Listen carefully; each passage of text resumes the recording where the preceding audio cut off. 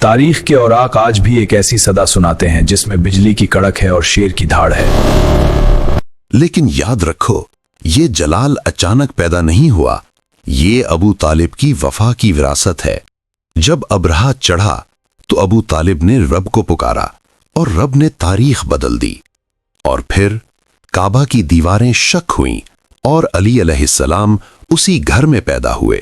نور نے نور کو پہچانا اور مصطفیٰ کی آغوش علی علیہ السلام کا پہلا مکتب بنی۔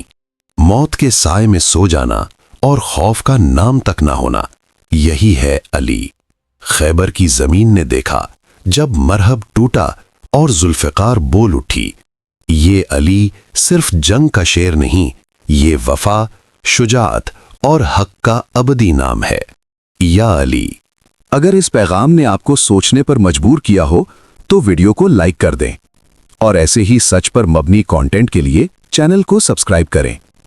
یہ ایک کلک کسی اور تک یہ پیغام پہنچا سکتا ہے۔